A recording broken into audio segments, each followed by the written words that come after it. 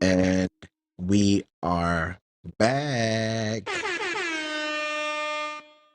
in the SEO Sundays Marketing Club room, where we talk about a lot of good things, especially today's topic, where we're, going to discuss on how to send high volume emails with Amazon SES, which stands for Simple Email Service.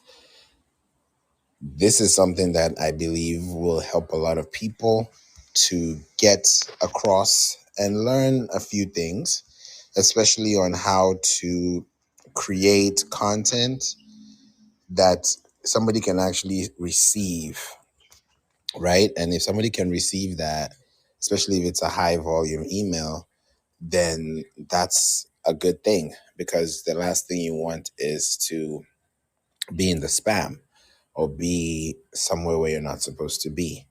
So this is one of those exciting times where you as a business can easily think about sending high volume emails and doing it in a way that is also very responsive, because there are a lot of things that your business can go through, especially when it comes to growth. And one of the major things I see here is growing in a position that gives you more consistency. That's what I'm looking for. Consistency. Because if you're sending an email, you're going to send an email expecting someone to respond back to you, right? That's supposed to be the idea. That's supposed to be the goal. So if the goal is achieved, then that's where we start to see a lot of responses.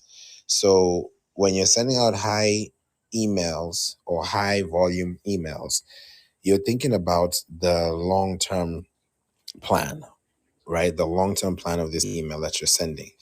And when you think about emails that you're sending, you have to also consider where, who, and why. Where, who, and why. Where, because if you're sending out a platform, an email to a platform, or sending an email to people's ESPs, which is email service provider, whether they have Gmail, which is Google Mail, they might have Ymail, which is Yahoo Mail, they might have Apple Mail, they might have Outlook Mail or Microsoft Outlook. And all these platforms are having their own thresholds. So if you have a high list or a high volume, they're going to fall into any of those categories. So as a business, you have to also consider and ask yourself, where am I going to get the best response? And how am I going to get the best response? That means that my DNS records have to be solid, which means my domain name server. These are all things that you have when you buy a domain. If you have a business, this is something you should already be having. So creating content is one great thing that you can do when you send out high volume emails, especially when they are plain text, right? Plain text. HTML, hypertext markup language. When it's plain text, it hits home compared to adding GIFs and pictures and videos. All that great stuff is amazing, right? But you want to consider thinking about your content and your goal to achieve a certain mission. And what is that mission? To send emails, to communicate, to engage, to get a response, to come people. So there's so many things that you have to think about as a business, and that's why I wanted us to look at SEO Sundays today, specifically when it comes to sending high volume emails. What's up, David? It's been a while. Happy New Year. I don't think I've seen you this year. How are you? Hey, hello from Portland, Oregon, US, man. Good to see you as well. Thank you for joining. Celeste, too, your neighbor, is here. Happy Sunday, Celeste. It's just crazy that you both came up at the same time.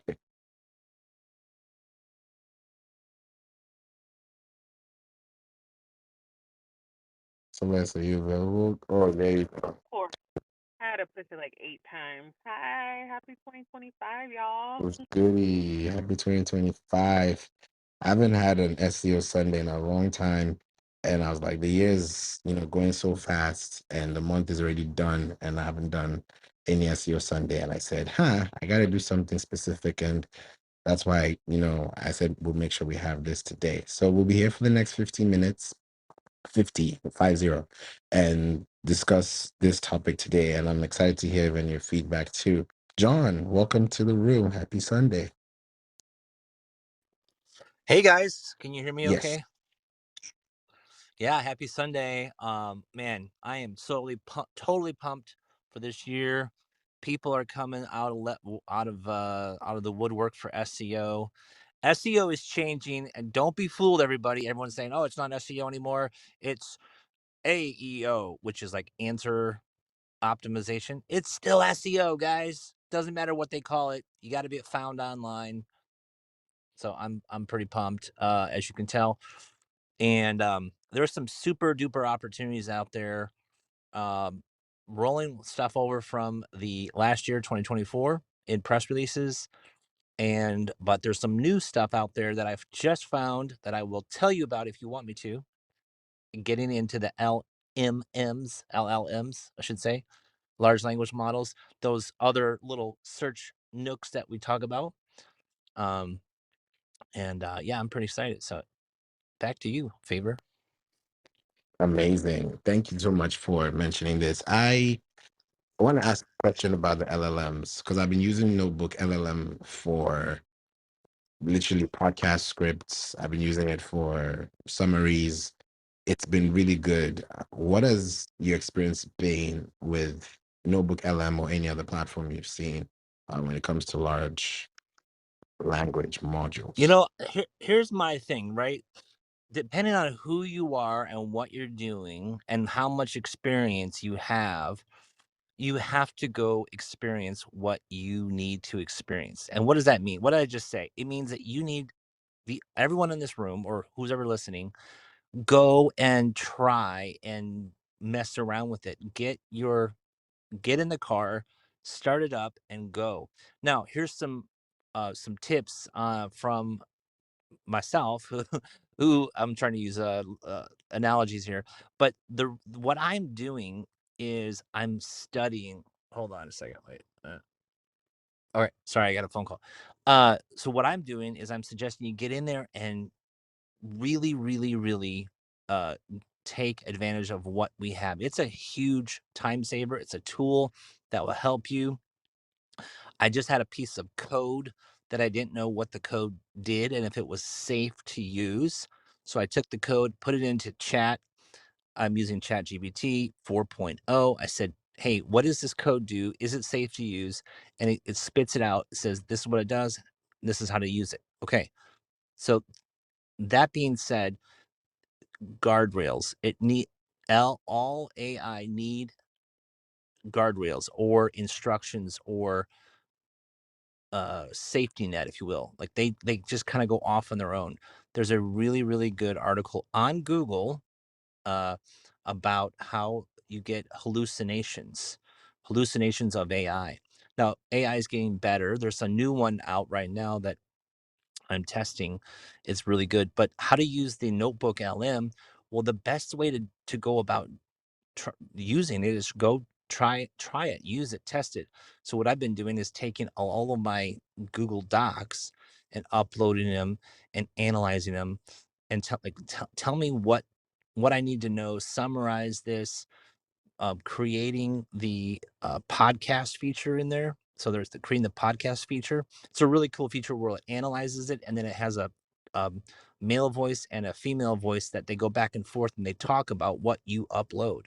And it's interesting how they analyze it and it sounds like two human beings going back and forth. If you have a bunch of docs or a bunch of information that you upload into it, it's really interesting. Okay, so how can you use that for business? Is upload a bunch of your docs or your information in there, and then ask it query it questions like, "Hey, how can I use this information to go do X? How can I use this information to get better offers?" Right. So like, no matter where you're at in business, you have to have an offer, right? If McDonald's has an offer, BMW has an offer, right? Any advertising we do has to have an offer. And so use all your information, upload it into the large language models like Notebook LM or ChatGPT or Perplexity, analyze it, outline it, break it down, and say, give me the 10 different offers to do X. Now, here's the rules. The rules are it has to know what you want it to do and how you want it to do it. So you can't just be like willy-nilly about this. You have to like go put all your information into this quote unquote area, this holding this folder area, if you will, so it can analyze it and then give it very specific instructions or a prompt. Now, if the cool thing is you can have ChatGPT or other ones help you write a prompt, like, hey, help me write a prompt that's not going to hallucinate. It's going to do this. It's going to be a friendly tone. So I think I'm giving you a lot of homework assignment, but if you do this, you will win. So some of the examples I have been doing, or some of the things that I've been doing, is really getting dialed in on a new offer for 2025. So what is the offer? What's it gonna what's it gonna solve? Who's my audience, and how I'm going to present it? And that's been super helpful for me. Okay, so how I'm using it is a way to go back and forth with a AI that knows a lot about knows a lot about everything, and then I can plug into different people. Like if I uploaded a bunch of information from Favour or from my favorite book, I can actually query back and forth from the book and say, like if you have a business book or whatever, you can actually query back and forth and go, give me the summary of this book and help me dial in the offer for my product or your product. Anyways, hopefully that's helpful, guys. Give me some feedback. Was that helpful or not helpful? That was helpful. Go Dude, ahead. I can listen to you. I can listen to you all day, man. Oh, thank you. So yeah, I mean, I think one of the most things I am excited about is the offer creation. Like in order to get people's attention, you have to put an offer out there, right? In order for someone to give you money, raise your hand or put a one or do something if you want people to give you money, right? Obviously, we all do that. That's I'm being a little bit facetious, but if you don't have a good offer, how are they going to know what you do, right? And it doesn't have to be like, hey, I'm going to get your website to the top of Google. That's not a good offer, right? The offer should be something that they want, that audience wants, okay? And it can be easily fulfilled by you in a short period of time, okay? And that's easy to do. Like if we're specifically talking about SEO, go get a question that's in your niche, like a question, like a PAA question that people also ask, an FAQ. So if you go to Google and you go in the local market, there's a lot of PAA people also ask. You can rank those pretty quickly, right? Um, you can create a quiz pretty quickly. So lead generation, lead management, lead reactivation right now is a really, really key area. People want to get in front of their leads and they want to have an offer. And most business owners do not know how to do that or even start to do that. So if you come up with a good offer, now how do you come up with a good offer? Go to ChatGPT. Help me create a good offer for this product in this niche. Okay.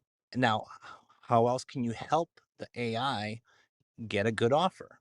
What are the top 10 pain points of this area, of this sub niche, of this product or service? Help me solve those by creating an offer for that. So anything, I'm going to stop there because I could keep going. Yeah, thank you, John. That was very insightful, and I think that's something that people need to take action on to see the results, like you said, because usually when we have opportunities like this to, of course, use AI and generate content, I'm also thinking about the end user, the end result, and the end of the journey. And how does that start a new journey at the same time? And how you put it was it's so good, because when you think about an offer, it goes into even the emails that we send. If it's people also ask, like you said, those could be questions that could even be email subject lines. Some people don't really think of them like that, because if someone is asking a question, it's frequently asked, and it's now answered in an email, answered in a blog, answered in a podcast, answered in a book, then there's so much value that someone can get back. And I also believe too that the amount of effort that someone applies or puts in to a platform also gives them the result or the feedback that they need. So if I'm on Clubhouse, consistently, and I haven't been on Clubhouse consistently this month or this year, because I've just been trying to settle back in. And I'm like, I know, if I don't open a room, nothing's gonna happen. So that's why, coming in here and hearing this amazing information and feedback is so great. And it's also allowing me to also listen, as well, and take notes, apply, because the good thing about all of us, David, Celeste, John, and other people here in the room too, like we're all geniuses. Like we all know something that somebody else doesn't, and vice versa. So it's the application in itself, and that's where it comes into being very proactive with what you're connecting with people on, why you're even connecting with them, and how you can also break the ice, especially when you're sending emails, when you're sending videos, when you're sending gifts, when you're sending pictures, when you're sending text, when you're sending hypertext, there's a lot of contextual information that somebody has to digest in order for them to feel connected to what you're trying to tell them. Sometimes they may not even be interested in what you're saying, you know. Sometimes they may be so interested that they don't do anything else and have your undivided attention. But at the same time, it also applies after the fact. And that's a really good way to also know what the end goal is, for you or for your business. And why I'm giving this quick backstory is because why I created this title for send high volume emails with Amazon SES is because sometimes we may not know what these things are, but if we understand where they're coming from and what it does, it makes it easier for a lot of people to make better decisions. So that's why I put Amazon SES instead of Flowdesk, which is what I'm going to talk about shortly. And I'll put the link to the podcast so you can listen to it. And I'll give you some information that, recently happened last week, which I'm excited about to share with you all. But before we do so, David or John, have you heard of Amazon SES, Simple Email Service? Yes. What do you think about it? I think it's good if that's if that's what you're wanting to that's what you want. It depends on what you're trying to accomplish, right? So Amazon has a good server, and I don't know if you guys know this, but just FYI, Amazon is not just Amazon. Amazon has other ancillary services out there like hosting and stuff like that. So this is a little bit off topic, but I actually create Amazon sites to rank in Google for my clients. So they have email services like what the title says. They actually have hosting services, and you can rank on Google. You can put up an HTML website. We should talk about that sometime, Favor. And then as far as like the SES service, I have used it in the past. I'm not currently using it. But yeah, I think it's okay. It just depends on what you're trying to do. Okay. Okay. Yeah, we should definitely talk about the HTML websites too, for sure. Okay. David, what about you? Yeah, I use it extensively, not only for myself, but I use it for clients as well. So, yeah, I know a bit too much about it, I fear. But let me offer up a thought here, if I can.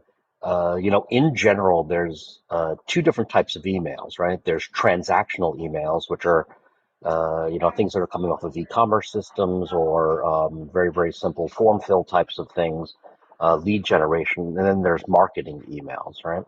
And you just have to mentally separate these two for the most part, because in some cases, SES is great for both of them as long as you know what you're doing. I cannot begin to emphasize that enough. So, I do not recommend SES for anybody getting started with emails. No way, no how. Stay far away. Okay. As a matter of fact, it is a very typical thing that if I disengage from a client where I'm using Amazon SES, one of the earliest things on my checklist is to disconnect them from SES and get them onto an alternative. There's a lot of different alternatives right now. Brevo is the go-to that I put a lot of people on, but there's MailJet, OmniSend. There's a whole bunch of others, and Brevo is just relatively inexpensive. That's why I recommend Brevo. But by far, no question about it, Amazon SES um, is the least expensive way you can ever send any emails, and you can send a crap ton of emails extremely quickly without getting dinged by them.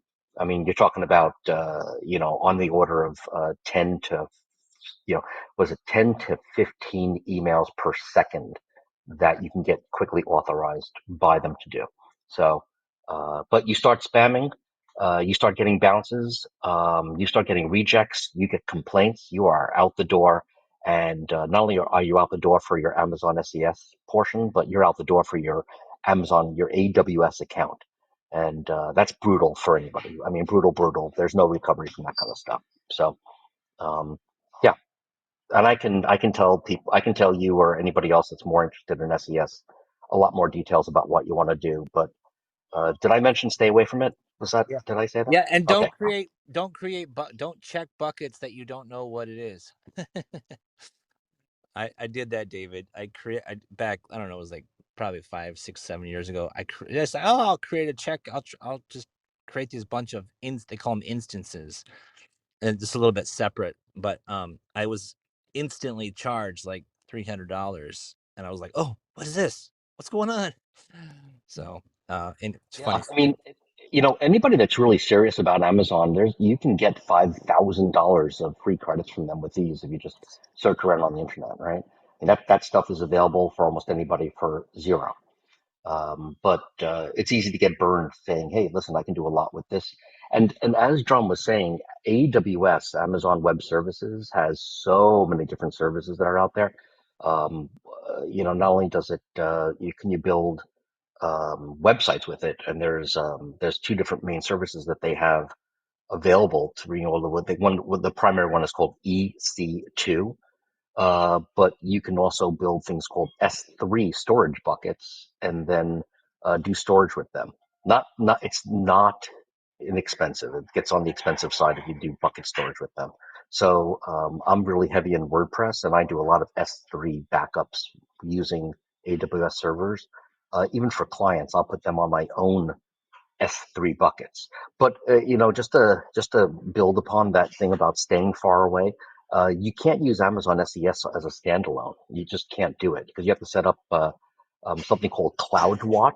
I don't know if you've done any of this there, Favor, but you have to set up CloudWatch to actually watch the metrics and get some graphs about what may be going south with SES. Because if you don't do that, you would never know what's really happening. And there's a bunch of different metrics you have to watch out for. Um, and if anybody is kind of taking notes, let me just spit out a couple of what you have. You have bounce rates, you have rendering rates, you got complaint rates, and those are the most important things. So you have to kind of watch that. And crazy enough, CloudWatch is the technology you got to do it. And then you have to set up something called SNS, which is notification services, simple notification services to tell you this, to send you a text message that you're getting a lot of bounces. Um, oh, by the way, did I say stay away from SES? Was that okay? I wasn't sure if I said that. All right. Anyway, I can get into more details, but I don't want. I want to stay out of the weeds. So No, this is good. Thank you, Collins, for that comment, feedback. Yes, interesting. And welcome, Amazon. Thanks for being here. See you all. Zach, looking good with that tuxedo. Tracy, Monica, Anthera, Devaraju, Shada, Rachna, Collins, Atlas, Lidushan, Pesman, and B. Thank you all so much for joining. Just wanted to acknowledge you all as well. In the room, we're at the bottom of the hour, and I'm so excited that we are, here to talk to you in the SEO Sundays weekly room. We do this at 6 p.m. Central on Sundays. So this is somewhere that if you have any questions, feel free to come and listen. And usually during the week, we also have rooms. So this is going to be one of those exciting times that we're going to dive deep into it. And I'm so happy that David and John, you broke down this completely new terminology, because I'm sure for people it's probably their first time hearing this. And that's why I wanted to be very specific.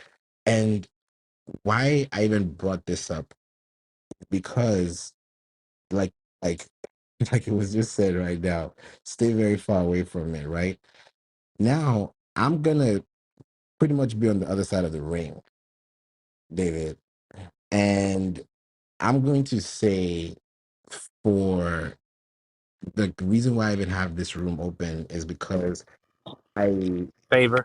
yes. Hey, your audio is a little messed up. I don't know if it's just me, but it sounds a little awkward. Like it's kind of sketchy, like a scratchy. Okay, can you hear me now? Is it better or is it the same thing? Same. Okay, hold on, let me see if I can switch my audio. One second. Sounds like like a plug is not fully in, or like something's scratchy. I don't know. You guys hear that too, David, or no? yeah, ever so slightly, but it's not intolerable.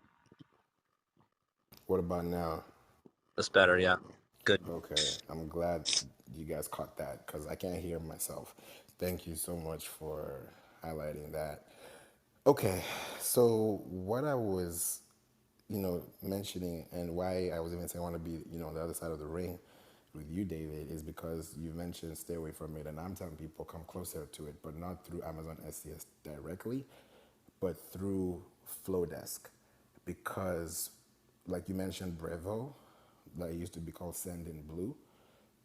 I've used Flowdesk since 2019, and I was there when they were early beta. Like, it was $19 a month to send to unlimited emails, because I was on Constant Contact before then, and before that I was on Mailchimp. Everyone starts with Mailchimp somehow. So it's like Mailchimp and GoDaddy is like your starter kit for some weird reason. But times have changed now. So when I decided, exactly, thumbs down, when I went into Flowdesk, one of the things that really sold me was not even their pricing structure, but the fact that they partnered with Amazon SES, Amazon Simple Email Services, because if you're sending out emails, you also want to have a very high score. If you've never heard of this website, check it out. I've been talking about it since I came back to the app, because I want to really drill it down so that anybody that tries this out, they check it for themselves. Go to senderscore.org. Senderscore.org. Put in your domain, and then when you put in your domain, you're going to see your score, your sender reputation score. If your score is below 90, for me, the threshold is 90 and below is bad, but the website will tell you 80 and below. But if you have a sender score of 90 and below, you need to check your email service provider, you need to check your hosting, you need to check where you're transmitting and signaling content from IP address wise, for your emails, for your connections, for whatever you're doing within the cloud. If you have a score above 90, that's a good thing, right? Now, I use Flowdesk, and I've been using it for a long time now, to the point where we've sent out emails with our clients. We always set them up with Flowdesk, and to the point where, like, some of them, I'll give you an example. One of them had about 12,000 emails that they were contacts, And when we move them over to Flowdesk, with the whole system, it's not just moving to a new platform. It's the aesthetics, it's the technical, it's the visual, it's everything. So we now move them over, and now they've been able to get over 50,000 subscribers or email opt-ins. So the machinery is so simple, but it's so sophisticated. So Flowdesk is a platform that I've been using for so long that I trust it to the point to where I've even connected with the actual staff internally. And now I just got approved as a Flowdesk partner, and you can listen to the announcement at the top when you click the link. It will take you to the podcast episode where I talked about this. And this was yesterday. So Flowdesk has partnered with Amazon SES. So when I'm sending an email, when I look at the unsubscribe rate, right, like for me, it's at a 0.1% with an email volume of over 1 million. So if you do the numbers and you're able to see your threshold, you're able to know, okay, are these emails getting to the inbox? Are you getting marked as spam? Are you able to manage preferences? Are you able to customize and really optimize your emails to get really high sender reputation scores? And that's what I've been using Flowdesk for.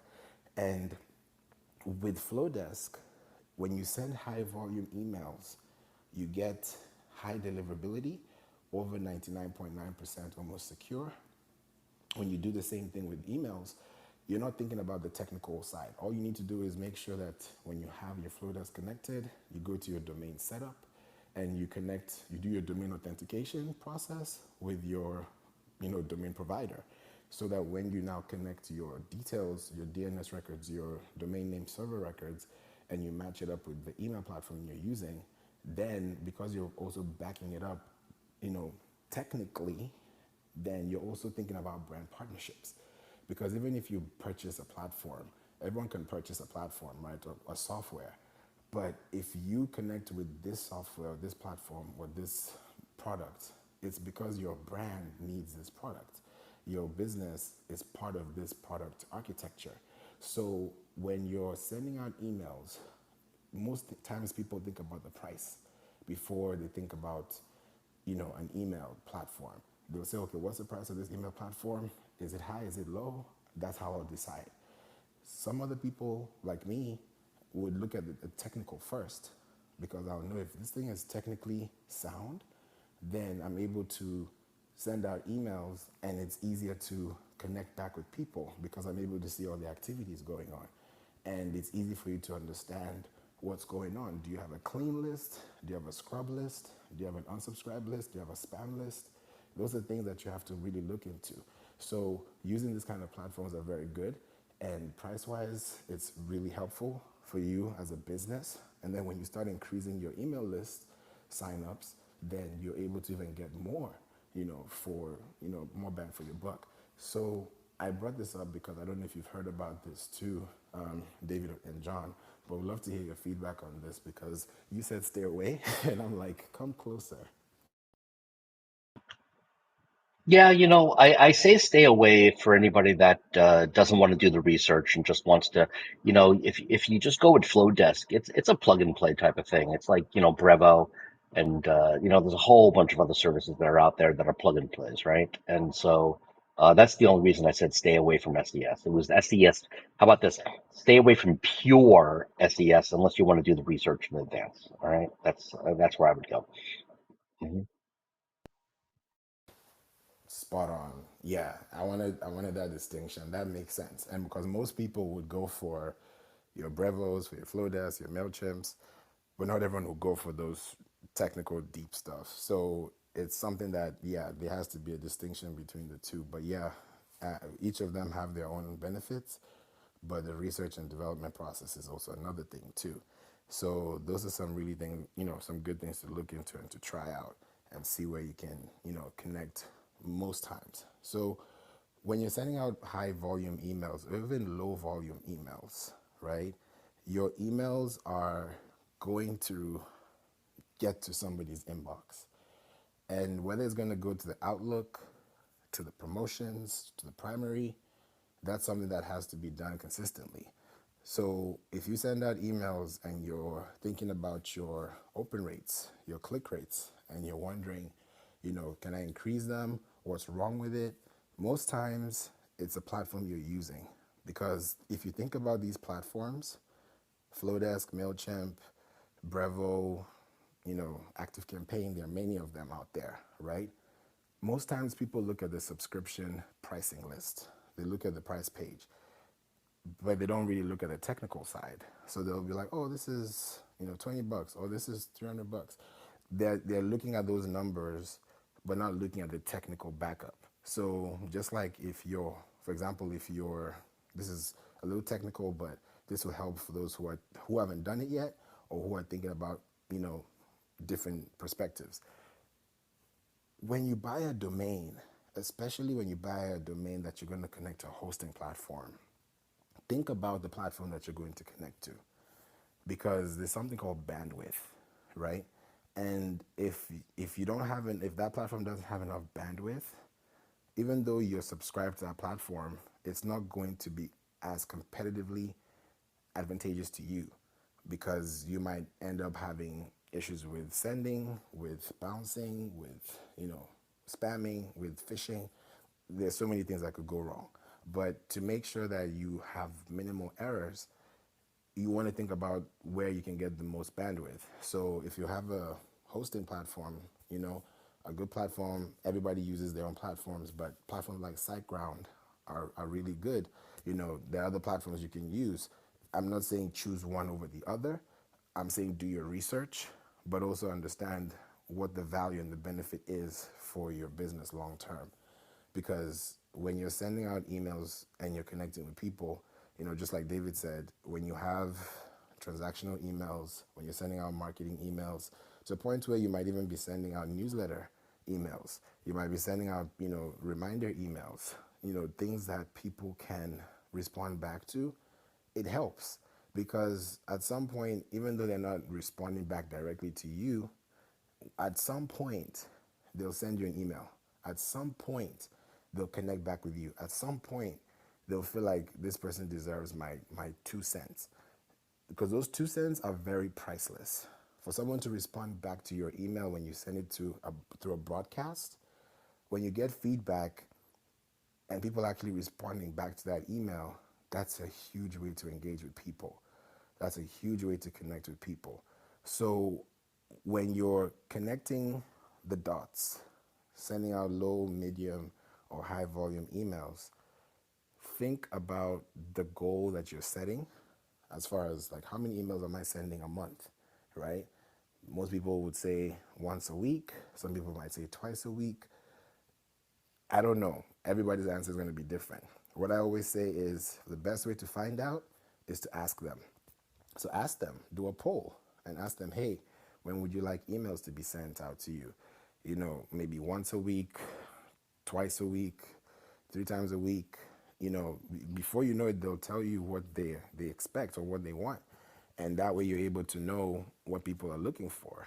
Like, I use Flowdesk, and I connected with my community early this month because I hadn't done any content. I was still not on Clubhouse. I was still not really active.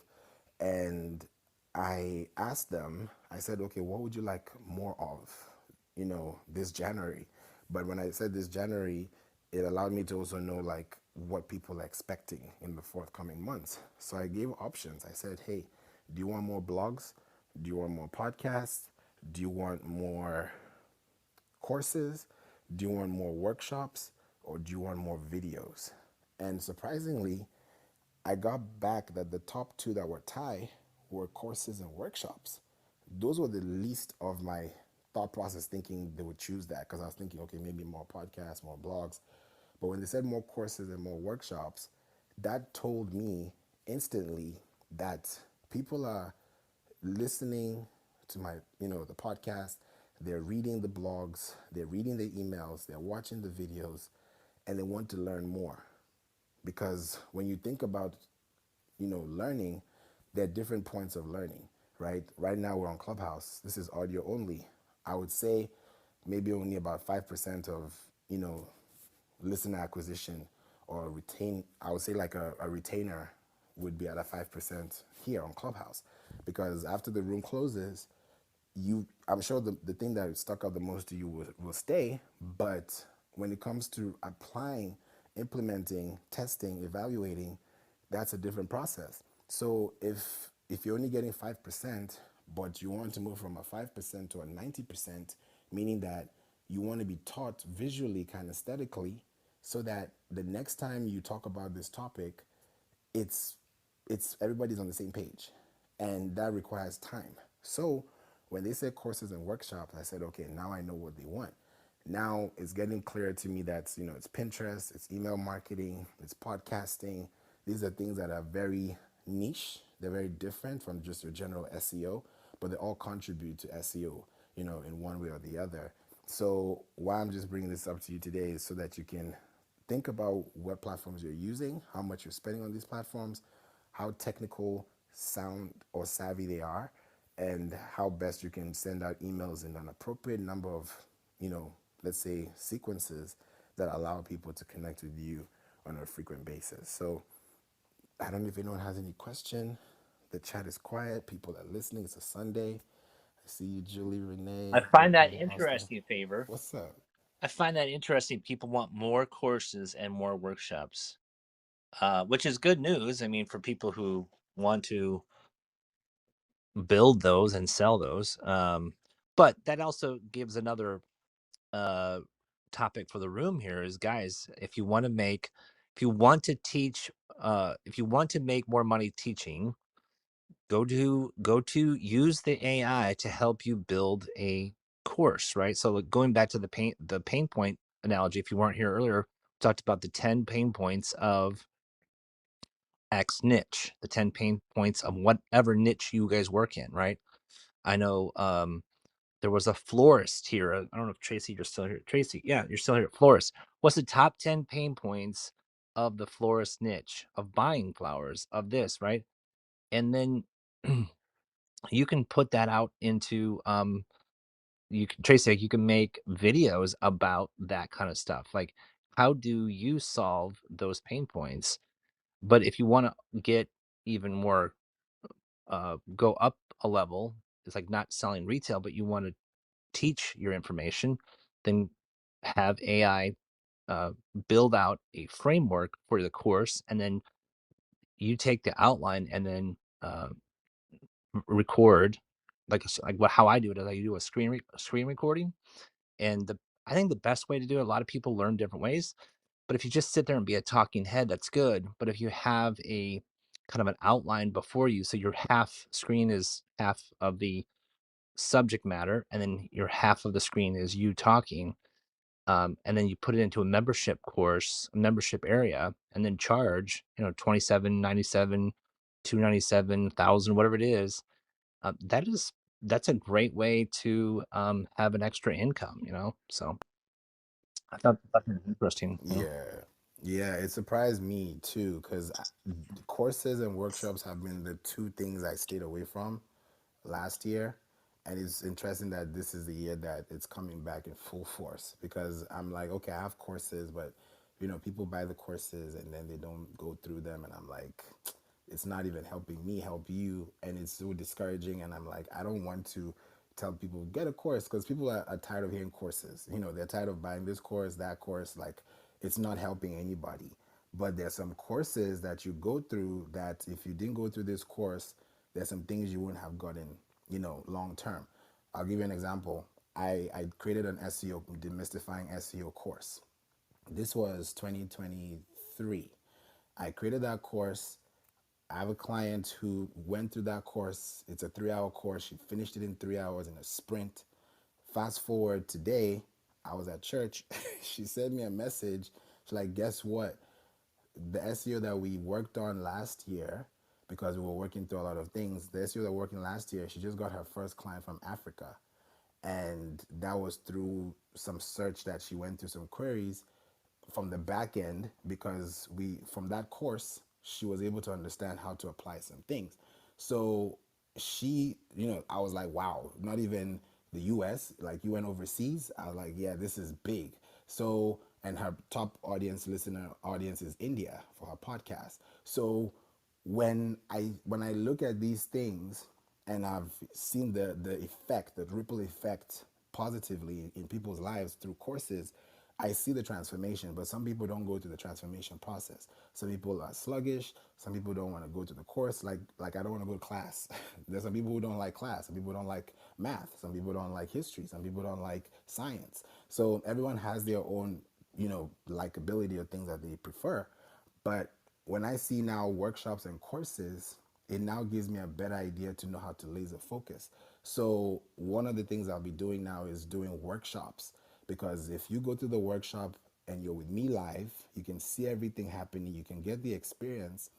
Then when you get into the course, you're not unfamiliar to the experience because you've had a prior experience to that time that you were able to get in.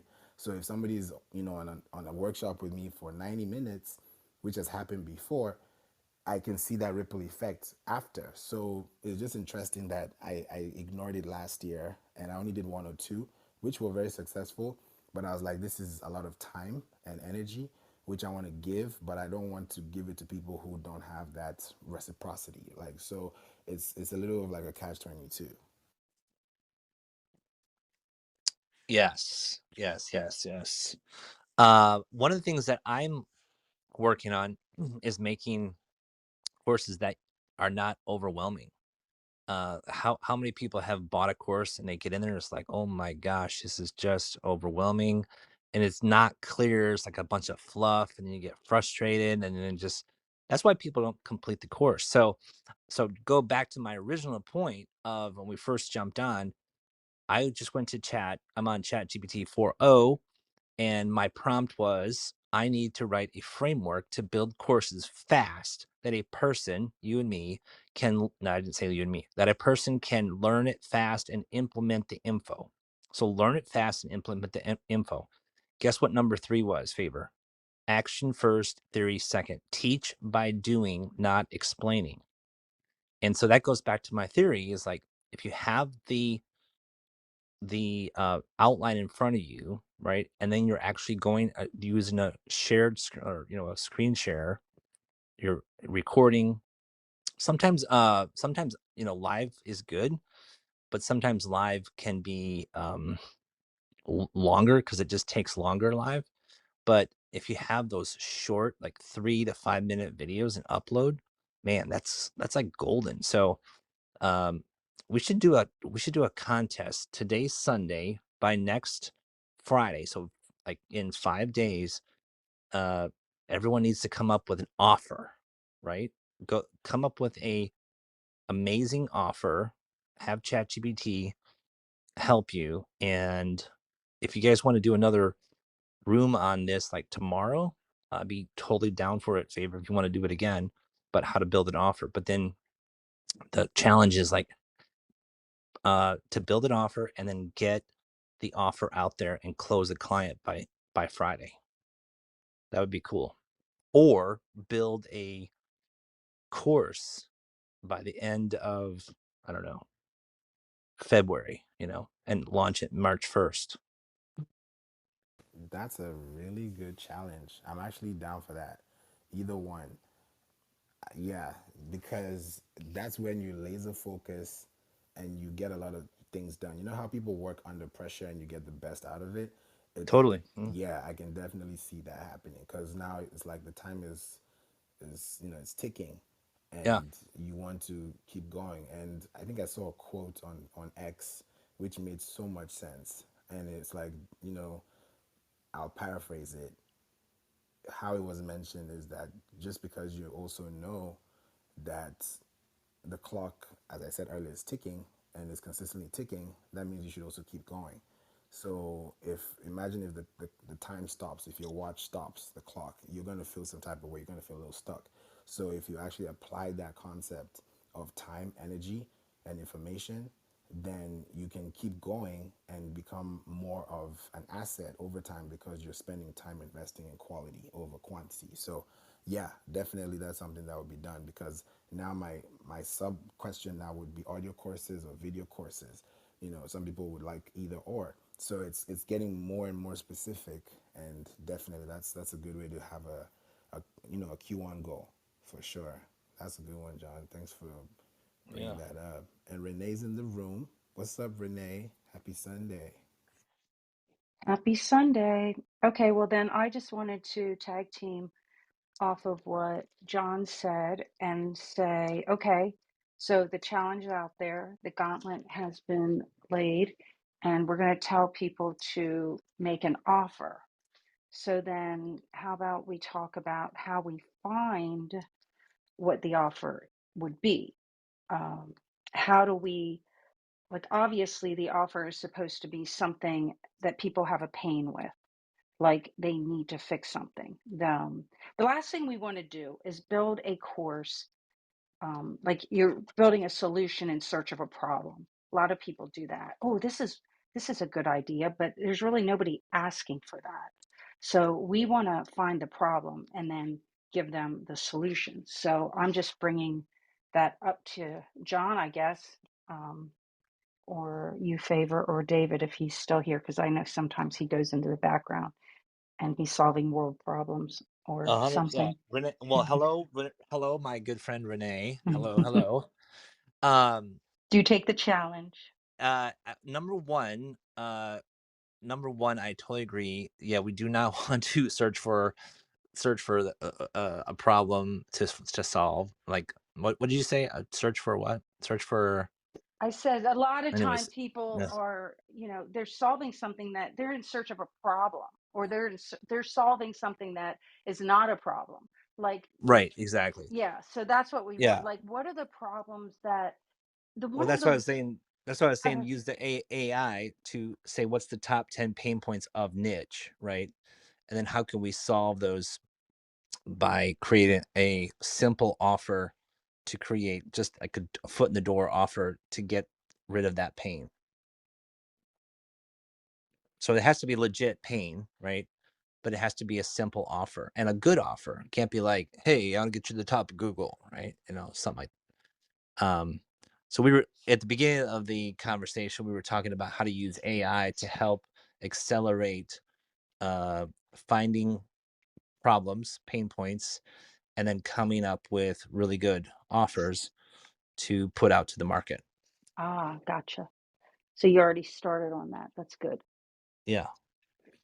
So, but no, I mean, there's always a different angle, so it's good to hear your version.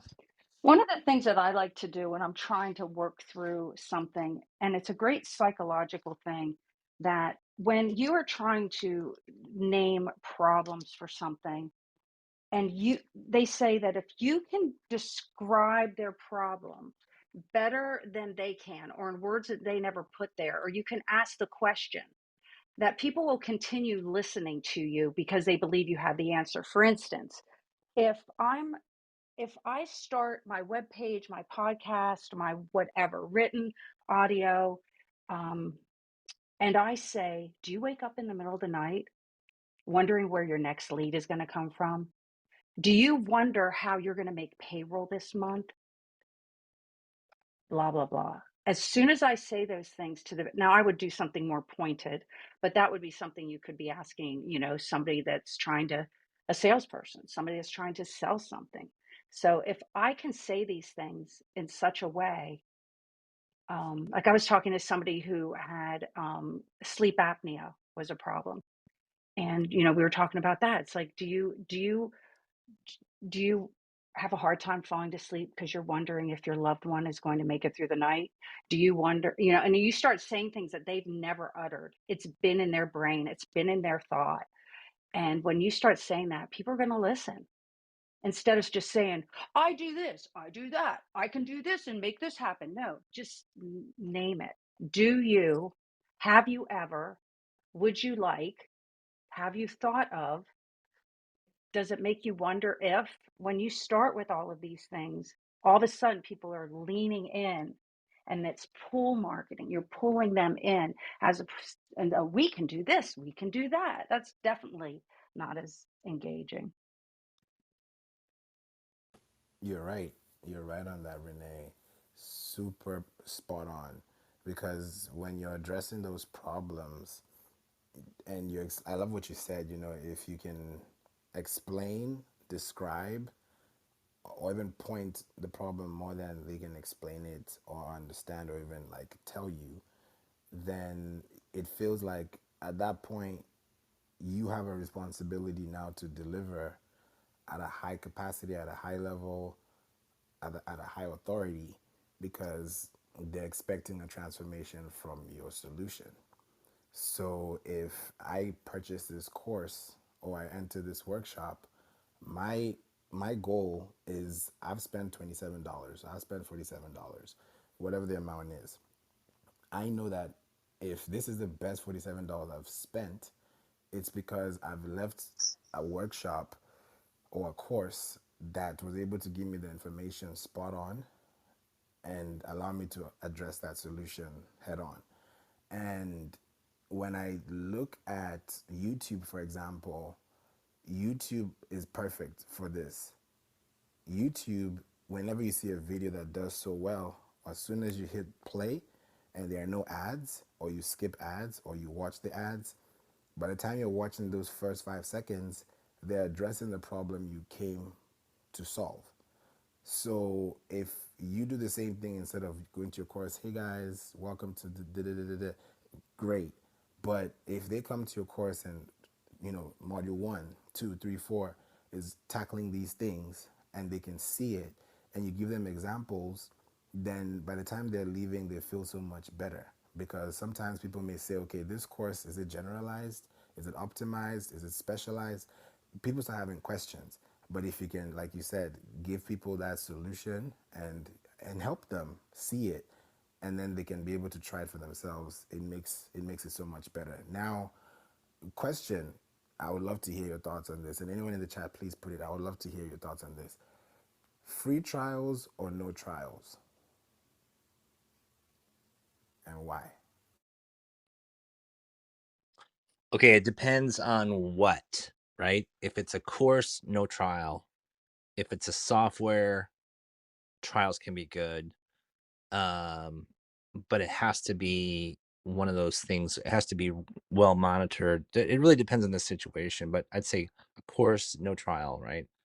Um, yeah. So if it's software, it depends. It really depends on what it is. I mean, depends on the lifetime value of the client. If a free trial is going to hook them in, there's a lot of SEO tools out there, like software that like, hey, free trial.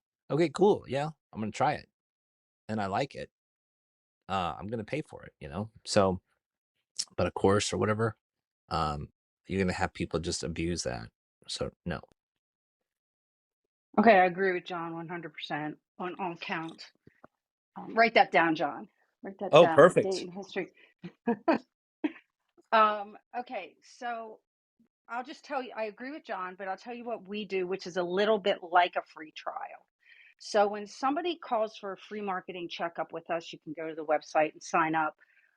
What we do is we ask them permission to look at their current marketing, and if they're coming to us for a website, we totally stay on the website, and we'll do like a half hour to an hour, and we'll record it, and we will give them that whole audit that they can do what they want with it. They can work with us, they cannot work with us, they can take that and give it to who they're working with. But what it's doing is we're showing them all the holes in their marketing. We're showing the holes in their website. And this is really effective when they are working with another digital company or a website designer, or they thought they paid for SEO. And as we go through this, we're just literally we're just looking for the low hanging fruit. Whether it's their local SEO, sometimes it goes into their social. We're looking at the website and on page, and we just go through the whole thing. And then sometimes we look at their customer journey and we say, why is this on this page, why isn't this here, you're really selling this. And then we'll talk about those problems. Like, you have 12 seconds on a website. 12 seconds. We know the 3-second rule, right? On a video, you have 3 seconds in the scroll in an ad to engage people. Well, it's 12 seconds is the average for a website. So that's a little bit more time, but that's an average. So some people are bouncing out in 6 seconds. So did you do everything you needed to do in that hero image, or did you just waste time? Like, they're not going to scroll more than a few scrolls. If they can't figure out what problem you're solving, then you're toast. And that goes for every page, because if you have a lot of hooks out there in your marketing and advertising that are bringing them to a whole bunch of different pages and not just the home page, then you need to make each page is optimized for who's landing there, what problem they're trying to solve. So yeah, I guess you could say our model for our discovery call, you call it free marketing checkup, they are getting a free trial. They're getting a taste of what it's going to be like to work with us and what we do and how deep we go, and how, we are hybrid marketers. We're a total outsourced managed marketing services from left to right. We can help buy billboards. We can get down and dirty into the email, whatever needs to be done, because we've done it all for all the years that we've been in the marketing industry, because we're pretty old. We're old people here. So we've done it all. We've bought all the traditional marketing. So, anyways, um, yeah. So I'm in favor of letting people taste. Let's see what's under the hood. What are you going to do for me? Because that's what I like. Oh, I you like know, that a lot. yeah. I just thought something else when you were talking there, Renee, is like, and I'm gonna do it live here for you guys if you want, okay? So if you guys want to do this in your business, and tell me, Renee, like if this sounds okay to you, like or Favor. Free offer could be, if okay, so this is my free offer for you guys, but it's actually a paid offer. If anybody wants to have a 45-minute strategy session with me to create a power offer or a really powerful offer, the one we were talking about, I will give you 45 minutes. At the end of 45 minutes, if you don't like what you've heard, we could hang up, be friends, part as friends. But if you do like what you hear, then you pay the price of admission or pay the price of that hour. So that's another way you could do it too. You could say, hey, you're not going to pay anything if you don't like it, but that you're actually getting on the phone with somebody. So what's your feedback on that, Renee? Well, I think there's going to be a certain personality that could do that. I think that's going to be your more outgoing people. Your D's and your I's are going to be saying, yeah, hey, thanks, John, see ya. But I think if we're doing the DISC profile, the DISCs, and then I think your S's and your C's are going to be a little bit more timid. They're not going to want to hurt your feelings. They're not going to want to possibly, take up your time and say Oh, true. no. So you will attract probably, 50% of the population. But the beauty of digital marketing is Mm. that you can start all over tomorrow. You can A/B test the crap out of something and see who it works with, and just put that out there for your more outgoing people that don't mind saying see you, John, and taking advantage. That's the beauty of it. And what's the best marketing? All of it. What marketing do I have to do? All of it. I know that's overwhelming, but it really is a truth to some major degree. This is good. I'm glad we're talking about this. David, did you want to add on free trials and no trials? Yeah, I'm just loving on this conversation here. I can just, you guys are so good here. I'm out walking right now, so you guys are fading in and out. So if I all of a sudden you can't hear me, then please say so. Um, I want to offer up a differing opinion to John here in the idea of offering up free trials, if you will, for courses. A really well-structured course really is comprised of little mini courses along the way. I guess this is a pricing strategy to a large extent, John. I think people nowadays are really, really sick and tired of just paying for subscriptions, and courses that are based subscription based, I just naturally stay away from. So I really like the pricing structure of a course where there's a whole bunch of little mini courses, but I can get the full Monty for a larger price. And I think there's something to be said for some of the places that I've seen which does a little bit of a taste of a course, but still sets a value on it. I'm working on an advanced SEO course right now, and I have an idea for a pricing structure. And one of the things on my pricing structure is I'm going to have one of the mini courses that I'm going to offer for free have a value of $99. Now, the $99 is just going to be a listed value, but I'm going to put right below the initial course, here's a coupon for you for $99 for this specific course. And I think what I'm doing is I'm kind of like presenting an offer, if you will, to a certain extent, which is a tasting of it offer. And the nature of this here is that I am giving away something that is a free trial of sorts. You know, the idea is that you can watch something very, very specific on a topic where I talk about Google and what they've revealed from the standpoint of their DOJ trials and their and other information that got exposed in the Google API leak to expose a little bit about how they use AI in producing their search results.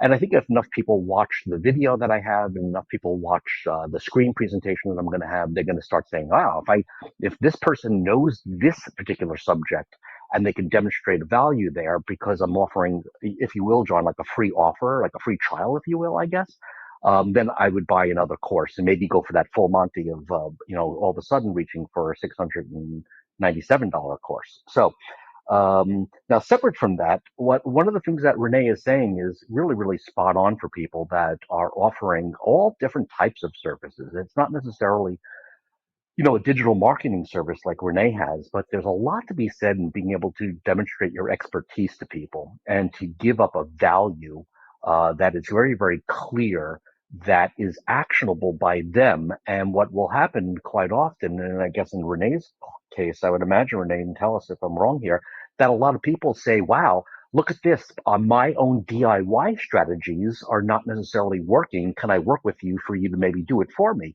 Or can we collaborate on that? And that's how you start picking up clients. So is that true, Renee? Is that how you end up getting people who, essentially taste at the well and all of a sudden start coming back and saying, hey, look, this is good stuff. I can action on this. Yeah, it's very black or white.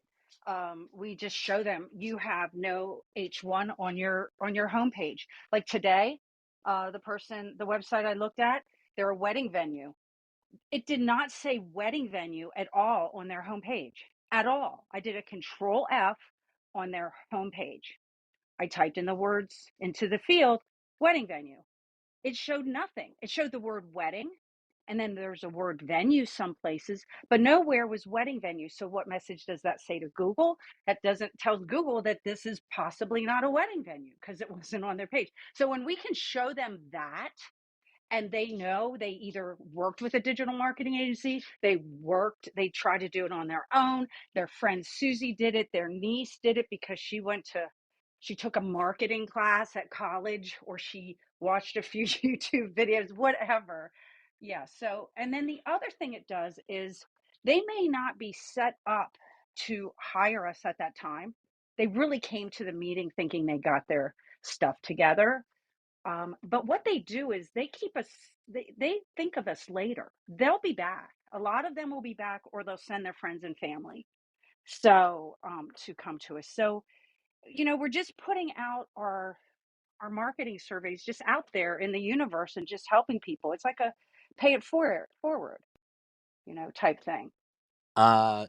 Renee, you just said something like brilliant. I just wanted to emphasize what I am doing and actually doing right this minute is surveys. Surveys are powerful, and if you form them into quizzes, it's even more powerful.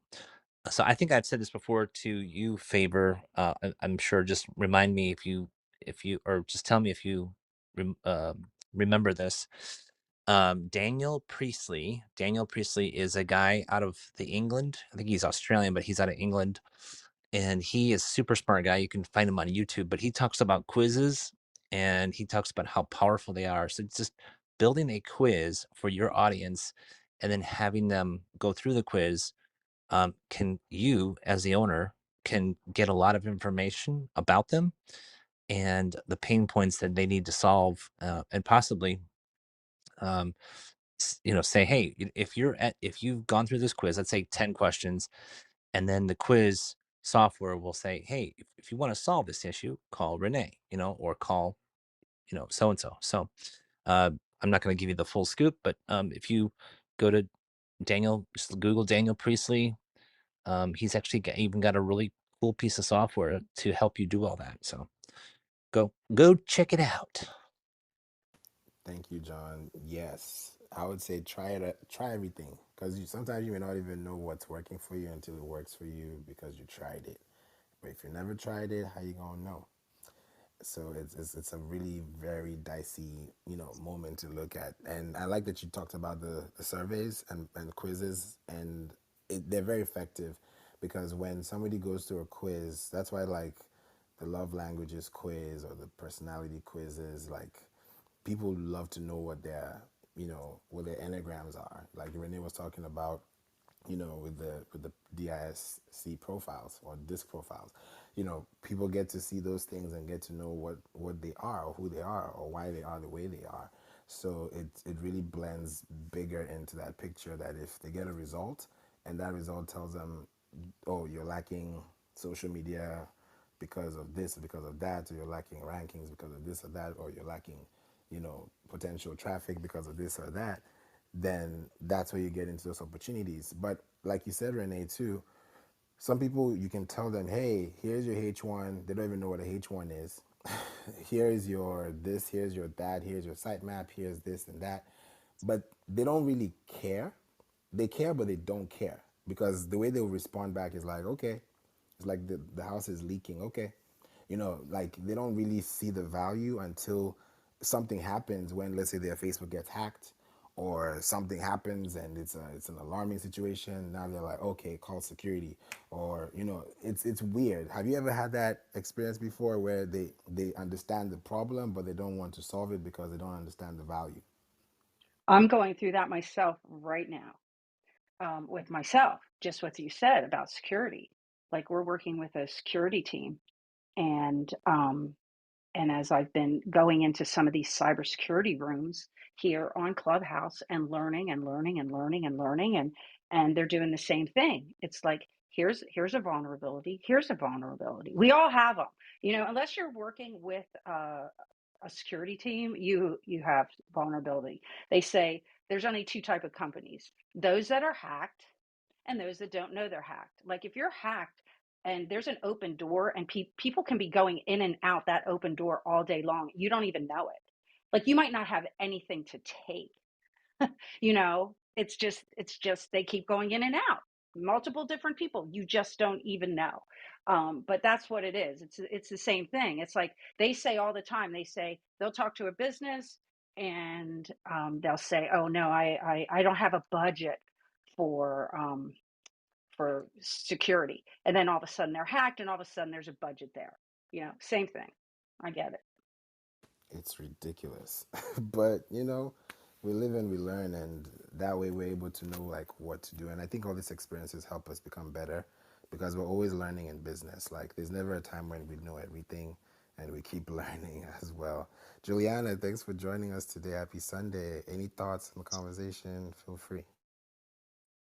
Hi, everybody. Happy Sunday. Getting ready for tomorrow. E-file opens tomorrow. But don't rush to file. Don't don't rush to file, because there's still not all the forms are not available yet. So if you file too early, you might end up having to amend at the end of February when all the forms are in. So I just thought I'd pop in here and tell you all. As far as s- what is it called? Cybersecurity budget. I think everyone should have a budget for every major category in your business, like advertising. You should always dedicate a set amount. Accounting software have a set amount. So there are certain expenses in business that you cannot do away with if you want to have longevity in your business. So I encourage everybody, if you don't have time, just build one on Google Sheet or something. Put the numbers there. We all know spreadsheet, and at least try to live by the budget. And so have a budget for important aspects of your business. That's my 2 cents. Thank you so much, Juliana. It's so true, especially for small businesses. They may not know this, or they know it, or they're trying it, or it's like it's confusing to them, because, like, oh, budget for what, 10%? Why? They don't know these things. And when you look at your your P&Ls at the end of the year, the fiscal year, you're looking at different variations and wondering what could I change, what could I reduce. Just like you focus on your budget at home. Okay, are we buying too much groceries? Are we buying too much ice cream? You get to know those things and you realize, okay, let's cut down on this, let's do more gym, let's do this, let's do that, because you can see those numbers and it's clear to you, because sometimes we're so busy working that we even forget to look back at the numbers or just sit back and say, okay, when was the best year last month or last year? When was the best month or the worst month last year? What made that happen? What did I do differently? And then you're able to tweak on that and get it better over time. So thank you so much for that insight. It's very, very important, to think about these things as businesses as well. We've covered a lot today in SEO Sundays, and I'm glad that, this came back. And I was like, do I do this? Do I not do this? Because I've been having a really heavy fever. So I was like, am I going to do this room? Because I've been so overworked and then sleeping, jet lag. It's crazy. So I'm really trying my best to get back aligned. So I was like, do I do this room? But I was like, nah, I got to do it. So you guys may not even hear it in my voice, but yeah, sometimes you have to really make sure that if you set an intention, you go through it, you follow through it, and you're happy you did it. Because it's like, I'm happy I worked out. I'm happy I opened the room. I'm happy I sent that email. Like, the feeling you get from that doing is so much better than the thinking. So it's a really big thing to look out for. So I'm glad that we had this SEO Sunday room today, and I'm very excited. Yes, I need to get some rest. I'm gonna sleep early tonight. Yeah, because I feel like I've been really like overdoing it because it's been so much. That's why I've not been on the app as well, like handling things outside the app. It's been crazy, but things are normalizing. I think February is going to be very relaxed. January is just this runner month and everything is going crazy, but I'm glad that we're here and we're here to, connect with you all as well. So we'll be doing more rooms in the marketing club. We're going to do rooms this week. So I'm very excited about the rooms that we're going to cover. I have a lot of topics. I have about 72 topics that I was able to put together when I was flying back. And that when I looked at those topics, I'm like, these are heavy topics that we're going to cover. So I'm going to be rolling them out this year, and I have a set list because my goal and my objective, my vision for being on Clubhouse this year is to make sure that I'm not just talking or just telling or just saying things, but there's going to be some actions and some results that you can also see on your end too. So when I'm going to do some of these rooms, some of them may be, from Clubhouse to Zoom, so that you can actually see what I'm doing if I'm talking about some things. Because if you hear me and you see it, it makes better, like it makes more sense because you can actually understand what's going on as opposed to just hearing it by happenstance. Favor, Yes. did you come up with those ideas while you were in the plane? Yes, I wrote all of them in the plane. It was a 12-hour flight. So, so I read books a lot, and one of the audiobooks, I forgot which one it was. They talk about how you come up with one of the most big ideas when you are in the plane. And they were explaining that because you are in a high altitude or whatever, because of my accent, I can't say that word. Your brain is in, like they say, your brain is in the cloud or something, but you are closer, so you are able to download more. I know. I had googly eyes when they were saying it too. It's like while you are there, your mind functions better because you're free from some, I don't know, somebody can google it and read it, but you come up with best ideas while you are in the plane. That's what somebody I heard somewhere. So you can all check it out. But I feel that's this. I don't doubt it. There's always the oddest things, but I also have the best ideas when I'm in the shower and I don't have a that pad and too. paper to write something down. Why is Yes, that? that too. Tony Robbins said that about the shower too, because you are being cleansed, and once you are being cleansed, more ideas comes to you because you are in your purest of form. So it's all woo stuff, but I don't know. I just thought I popped that in. That is so good. Thank you so much for that insight. Yeah, you're definitely right. because through that flight, I was really thinking about, should I watch a movie? I was like, no, let me read these books. So I finished 2 books. I read 2 books, finished them. Then I started making notes. And then I have like copious notes. And I was just like writing things down, planning the year. And I'm like, okay, this year is going to be very different.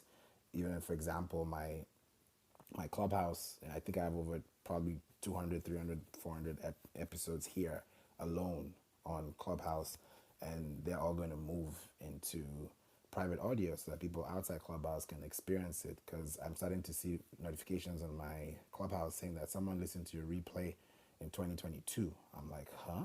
So seeing that, it's like, yes, we have to make sure that we're very specific this year. So you're totally right on that. I have to Google it. I didn't know, but I can definitely experience that, because flying, being in that zone, like you're so focused in that you're not even thinking about the time to land. You're just focused on what you're doing to the point where you're landing and you're not even done. So that's what happened to me. And I finished. I was like, okay, now it's time to take action, because writing all that stuff is great, but if you don't apply it, then where's the benefit in that? So that's really where focused in, laser focused in, and have a new year and do something very different. So this is good. We've learned a lot of new things today. So I'm super excited that we had this SEO Sunday room.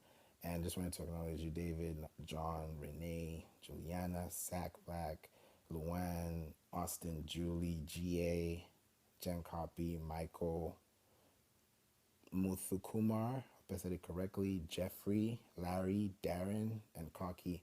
You're all appreciated, and I thank you all so much for being here today. Definitely looking forward to more rooms like this. And this is exactly where we are, and this is where we're going to be, because we need to also be in the know. I heard this from Myron Golden. He said, be, do, have. And it makes sense. And it goes back, there's a whole concept behind that. But just be in that space where you can do things actively, then you can have what you're looking for. Because it's not just a matter of do. Because if we keep doing things and we're not know who we are as a being, then even some characters and some developments may not be as fully in its full capacity if you're not able to, do that correctly. So definitely.